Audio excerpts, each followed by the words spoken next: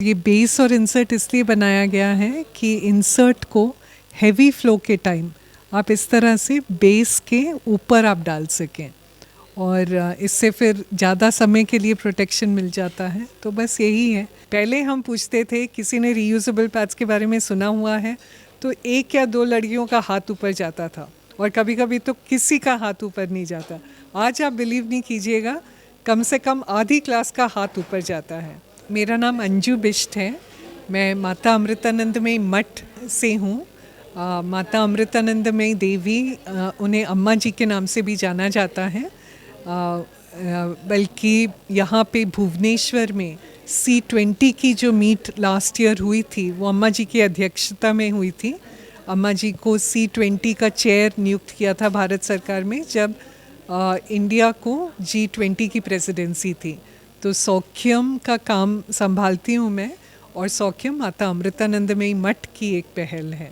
हाँ जी, सौख्यम में हम रूरल विमेन ग्रुप्स को ट्रेन करते हैं इसे बनाने के लिए और इसे उपलब्ध कराने के लिए। काफ़ी सस्ते दामों में ये उपलब्ध कराए जाते हैं ताकि महिलाओं के पास, लड़कियों के पास जो अफोर्ड ना कर सकें, उनके पास एक सुरक्षित, सेफ, हाई क्वालिटी का प्रोडक्ट हो जिससे वो अपनी मेंसेस बहुत आसानी से मैनेज कर सकें। ज़्यादा हम इसके बारे में बात नहीं करते क्योंकि ये एक टाबू टॉपिक माना जाता है, पर अम्मा की टीम्स का मानना था कि ग्रामीण इलाकों में जो हम हेल्थ और एजुकेशन रिलेटेड प्रॉब्लम्स देखते हैं काफ़ी हद तक वो सुलझ जाएंगी अगर proper products for menstrual hygiene उन तक पहुंच सकें।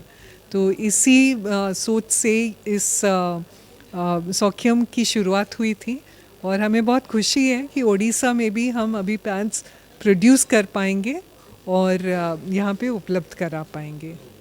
हाँ जी, ओडिशा में फ़िलहाल तो अभी अंगुल में हमारा अमृता JSS है, जन शिक्षण संस्थान, जहाँ पे उन्होंने बहुत सारी महिलाओं को टेलरिंग स्किल्स में ट्रेन किया हुआ है। तो शुरुआत वहाँ से करेंगे। एक डिस्ट्रिक्ट में अगर हम प्रोड्यूस करते हैं तो आसपास की काफ़ी डिस्ट्रिक्ट्स में महिलाओं को वो एक प्रोडक्शन सेंटर सप्लाई कर सकता है। जैसे जैसे आगे डिमांड बढ़ेगी तो वैसे वैसे फिर आगे फिर देखेंगे।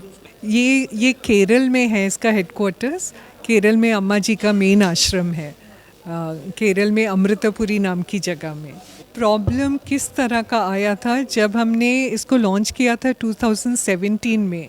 आज की डेट में पीछे मुड़ के देखती हूँ तो मुझे भी यकीन नहीं होता कि इतनी ज़्यादा लड़कियों और महिलाओं ने इसे अपनाया है। पर उस समय डेफिनेटली हमें अवेयरनेस फैलाने में हमें बहुत मेहनत करनी पड़ती थी क्योंकि रीयूजेबल पैड्स के बारे में किसी को पता नहीं था ज़्यादा। आज तो अवेयरनेस बहुत बढ़ गई हुई है, पर उस समय में बार बार हमें समझाना पड़ता कि क्यों इस तरह के प्रोडक्ट्स अच्छे हैं, क्यों ये बेटर हैं हमारे हेल्थ के लिए, पर्यावरण के लिए और सो ऑन। ओडिशा में क्या ये प्रॉब्लम आएगी मुझे नहीं लगता है। आजकल जब हम अवेयरनेस वर्कशॉप्स करते हैं स्कूल्स और कॉलेजेस में, पहले हम पूछते थे किसी ने रीयूजेबल पैड्स के बारे में सुना हुआ है तो एक या दो लड़कियों का हाथ ऊपर जाता था और कभी कभी तो किसी का हाथ ऊपर नहीं जाता। आज आप बिलीव नहीं कीजिएगा, कम से कम आधी क्लास का हाथ ऊपर जाता है।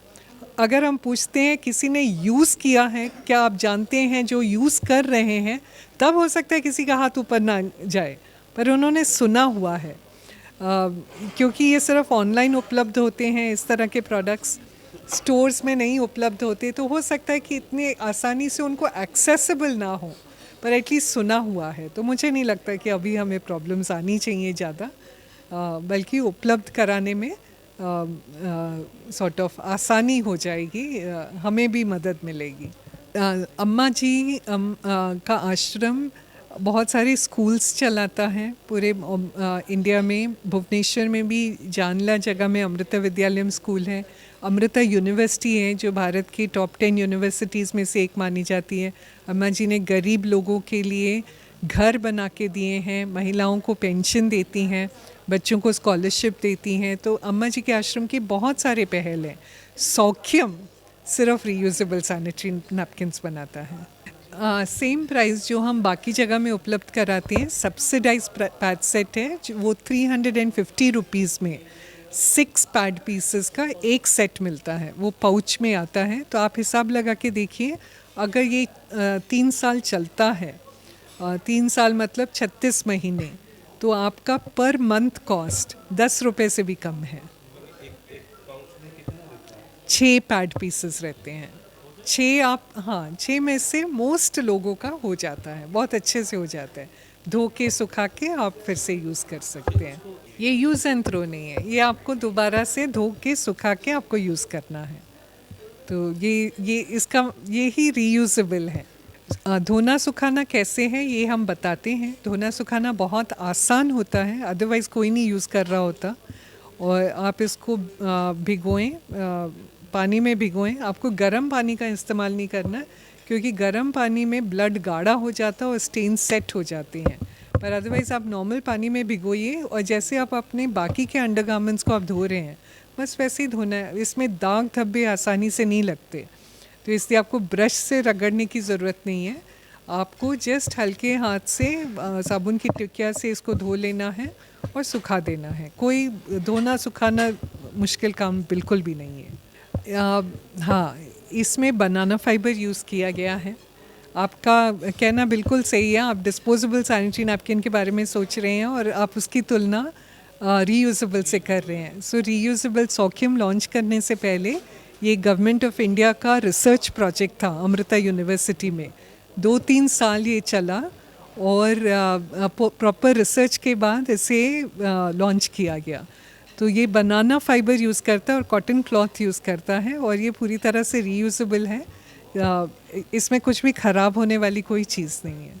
अब बिल्कुल बहुत सारे इंक्वायरीज आते हैं हमारे पास। हम काम करते हैं इंडिया में, बनाते इंडिया में हैं, बाहर से इंक्वायरीज आती हैं तो हम भेजते हैं। हम उतना काम बाहर अवेयरनेस फैलाने का नहीं कर रहे हैं, पर लोग इंटरनेट में देख के, हमने साउथ अफ्रीका भेजे हैं, नेपाल भेजे हैं, मलेशिया भेजे हैं, मेक्सिको भेजे हैं, ये सब्सिडाइज पैड सेट्स भेजे हैं।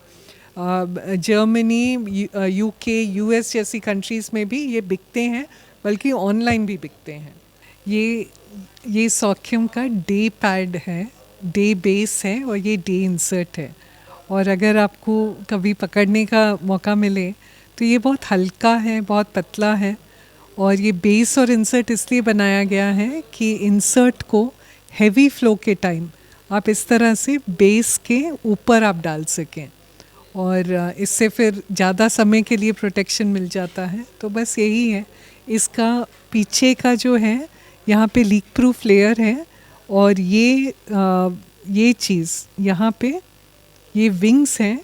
तो जैसे अगर ये अंडरवेयर है मेरा, तो इस तरह से ये पैड पहना जाता है। आया समझ में ना?